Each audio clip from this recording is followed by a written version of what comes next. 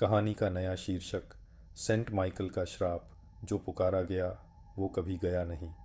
बरसात की वो रात आज भी मेरी रूह को भिगो देती है। मेरा नाम किशन यादव है। मैं दिल्ली से जयपुर, लखनऊ, गोरखपुर जहाँ माल मिले वहीं ट्रक ले जाता हूँ। 15 साल हो गए इस पेशे में। सड़क मेरी दोस्त है और दुश्मन भी। मैंने हादसे देखे हैं, लाशें देखी हैं, पर जो 1 अगस्त की रात मेरे साथ हुआ उसने मुझे अंदर से तोड़ दिया। उस रात मैं जयपुर से कपड़े के रोल लेकर दिल्ली जा रहा था। बारिश ऐसी जैसे आसमान फट गया हो। वाइपर थक चुके थे। हाईवे पर पानी की धारें बह रही थीं। रात के 11:30 बज रहे थे। मैंने अपने दोस्त बबलू को फ़ोन किया। वो मुझसे करीब 6 से 7 किलोमीटर आगे था। अबे ढाबे पर रुक जा, मैंने कहा। आधे घंटे में पहुंचता हूँ। वो हंसा। ठीक है, चाय मंगवा लेता हूँ। लेकिन मैं उस ढाबे तक कभी पहुंचा ही नहीं। करीब 10 किलोमीटर आगे बढ़ते ही अचानक सड़क के किनारों से धुंध उठने लगी, इतनी घनी कि हेडलाइट भी बेबस लगने लगी। मैंने स्पीड कम की, फॉग लाइट ऑन की। तभी सड़क के बीचों बीच एक औरत खड़ी थी। सफ़ेद कपड़े, भीगे बाल, चेहरा झुका हुआ। मैं चीख पड़ा और पूरी ताकत से ब्रेक मारे। ट्रक फिसला और बाईं तरफ जाकर रुक गया। में कांपते हाथों से नीचे उतरा, टॉर्च जलाई, लेकिन वो औरत गायब थी। सड़क खाली, बस बारिश और सन्नाटा। मैंने सोचा शायद आंखों का धोखा था। मैं वापस ट्रक में चढ़ने ही वाला था कि मेरे कान के बिल्कुल पास एक फुसफुसाहट आई। मदद करो, मदद करो, मेरी मदद करो। 4 में पीछे पलटा। धुंध के बीच एक पुरानी इमारत दिखाई दी, ईंटों की, छत टूटी हुई, दीवारों पर बेलें, ऊपर एक टूटा हुआ क्रॉस और बोर्ड पर लिखा था सेंट माइकल्स चर्च। मेरी रीढ़ में सिहरन दौड़ गई।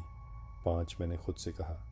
शायद कोई फंसा है। मैं टॉर्च लेकर अंदर गया।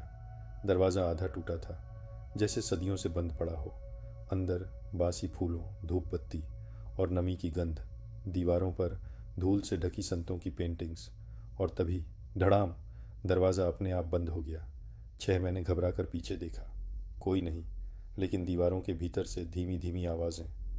प्रभु, हमें पापों से मुक्ति दो, एक बूढ़ी औरत की आवाज़। मैं आगे बढ़ा।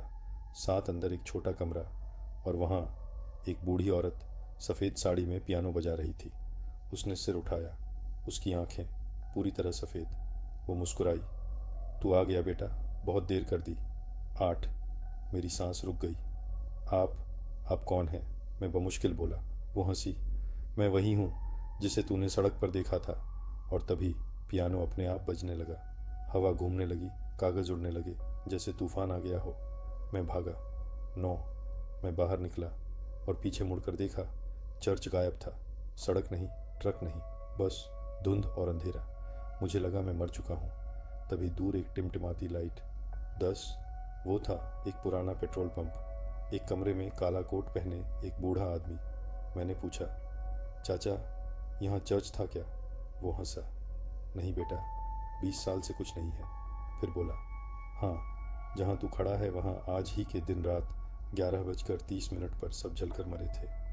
उसकी आंखें फैलने लगीं और मुंह से राख गिरने लगी। 11, मैं चीखता हुआ भागा। तभी एक ट्रक का हॉर्न। मेरा ट्रक, बबलू ड्राइविंग सीट पर। अबे कहाँ चला गया था? वो बोला। मैं कुछ नहीं बोला।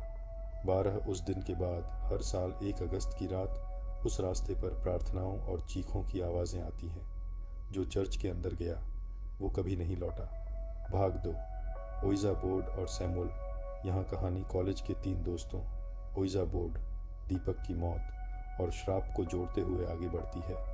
सेंट माइकल चर्च से निकली आत्मा सैमुअल, जिसने आग में मरने वालों की आत्माओं को बांध रखा है। भाग 3, सोनवन, जंगल की औरत, किशन यादव का दूसरा रूप, जहाँ वही श्राप, तहिया।